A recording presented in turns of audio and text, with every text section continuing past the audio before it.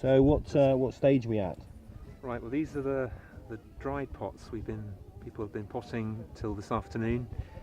We had a fire in here which was drying them out to be what are called leather hard, and so there's vast amount of the moisture's gone. We're really happy how well that's worked, and now we're loading them into the pit kiln, which is, as you can see, sawdust, and we're going to cover them with another layer of sawdust and then a bonfire on top, and we've got ourselves a vent here, and the bonfire will set fire to the sawdust and fire the pots, and we're hoping for 800 degrees to turn the unfired clay into ceramic, which is a change in its whole structure.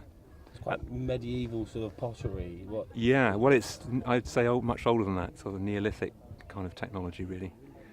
And the pots that come out of here they won't, if you took any of these pots look lovely, and if you kept them for 100 years or 1,000 years like this, they'd stay like that, but as soon as you put them into some water they would slip back in, they would dissolve back into the water.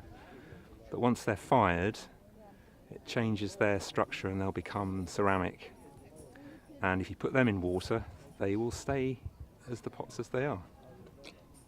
So it's a very magical process, and we need 800 degrees in here, so we're hoping. And a lot of these are the homemade clay, so the clay that's come out of the ground here at Groffin's land. Yeah, most of this, if you can, the slightly reddier clay is refined clay from here. And it's come out of this hole we dug a couple of days ago. So it's a really nice circular process. The clay was dug from here, refined here. People have made their little pieces, and we're going to fire it in the ground where it came from, and so people will take away a little bit of Groffin's land with them. Nice. How important do you think that is? That's going to be quite a thing people for people to take a piece of the land away from. Yeah, I think it's dawned on us over the weekend how important that is. That it sort of really fits in with the whole ethos of the festival, and actually sourcing the material directly from where we are and using that.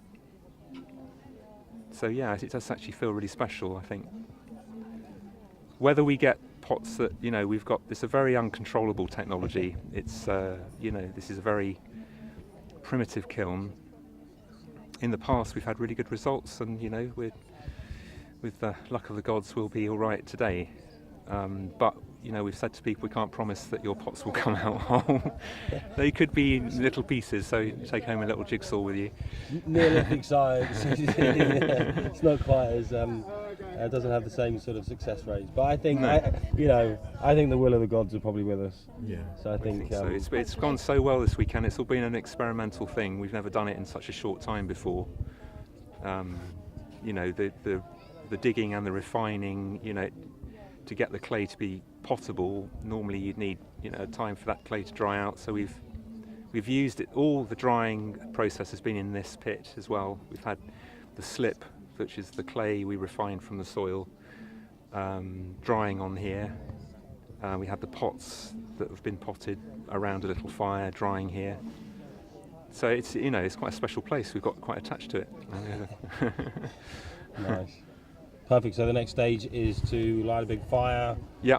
Tend the fire, and so this is going to be some burning point tomorrow burning morning, all night. Afternoon. That's right. Right. That's right. Yeah. So Fingers crossed. Thank you. Yeah.